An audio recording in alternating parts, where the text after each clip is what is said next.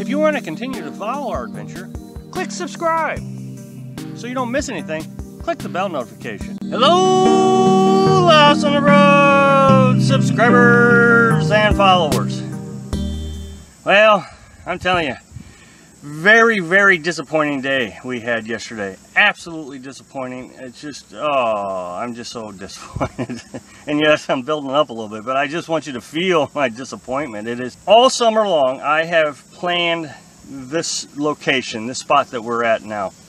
I've researched it. I've done the best I could. Everything indicated it was a great campsite. We had a plan when we were going to come here. We're in Nebraska. This is a beautiful campsite, but it's got a river that runs through. It's got a toilet. It's got electric. See right there, electric. 30 amp electric, 20 amp electric. It's perfect. It's got running water. You can't hook up to it, but you get it with your buckets, and it's just right across from us. Playground with a seesaw, merry-go-round, swings, picnic tables, fire rings. This place is great. And we traveled 300 miles to get here. We left the campsite about 9 o'clock yesterday in South Dakota. We stopped, like we always do, we stopped and filled up our drinking water. So we went to the city park. We filtered some water through our Berkey to make sure that we had plenty of water, just in case, you know, because I always like to make sure that we have all the necessities before we get to the campground, just in case it doesn't have something that we need. Water is one of those essentials. Food. Got on the road and we spent, well, let's say we got here about 7 o'clock p.m. Of course, the time zone changed.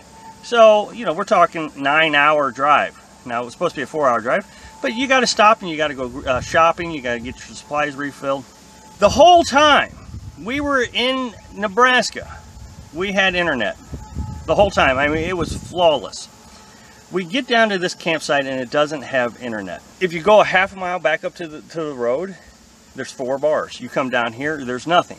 It is absolutely amazing to me how we can survive with limited resources. We spent the entire summer in South Dakota without water, campgrounds. We had to go search for water. We had to filter our water. We had to collect rainwater. But that was not an issue. We never missed a shower. We took a shower every time the shower day came up. 2 to 3 days. Our trash was never an issue. Oh, I forgot to mention, this place has trash. Trash was never an issue. We were able to figure out ways to collect it and put it up in trees so the animals couldn't get to it. So all of these basic things that people regularly need to come out here and live, we did fine without. But you ask us to do without internet for more than 24 hours, we can't do it. Now, I know that there are going to be a lot of folks who think that we should do certain things, and I understand what you're going to tell me. We have to get some sort of boosting device for our internet. We have AT&T data that comes through our OnStar system on our pickup truck. It's $20 a month, and you cannot beat the price. Just cannot beat the price.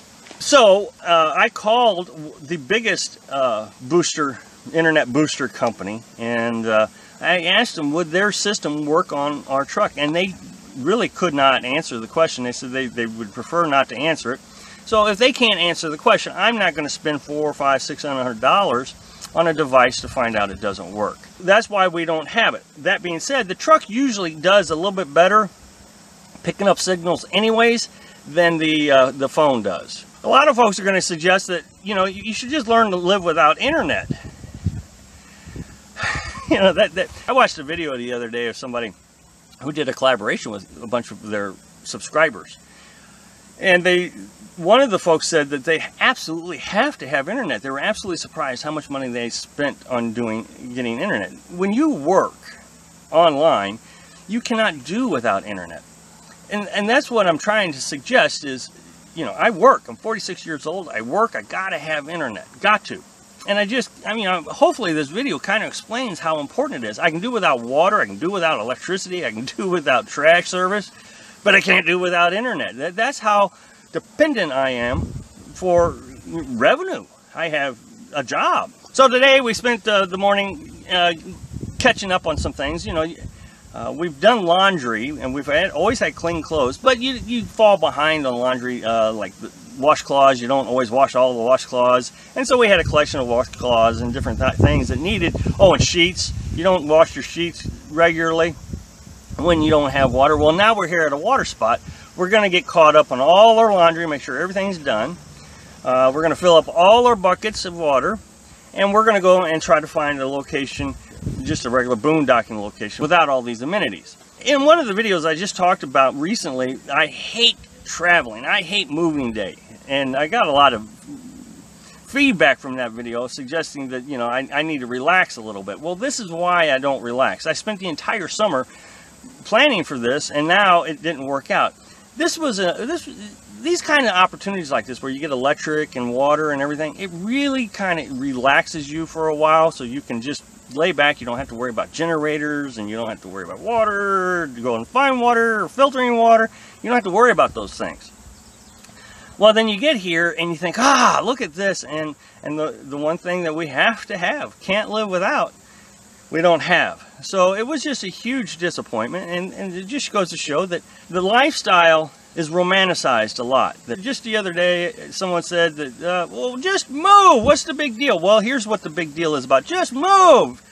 Just go. If you don't like the campsite, go find another campsite. Well, first of all, I love this campsite. It's got electric right there, see? And going and moving. Okay, so we drove 300 miles yesterday. That what cost us 40, 50 bucks to travel. And so now we're going to travel some more. And this is where the costs really rack up quick. That video I was talking about where the YouTuber collaborated, they were talking about, you know, travel cost. That was like 3 of the people who collaborated with him said was travel cost is just a lot more than you expected. And one person used the example that if you travel and you miss your exit and you got to drive 5 miles down the road to turn around and come back, that's $10. You know, that's a huge amount of money. Just getting up and moving is a huge expense, and one that you have to save up for. Remember, we're not traveling, we're living out here. So you got to watch your cost. Thanks for watching. Be sure to subscribe. Click like if you like the video, and happy travels.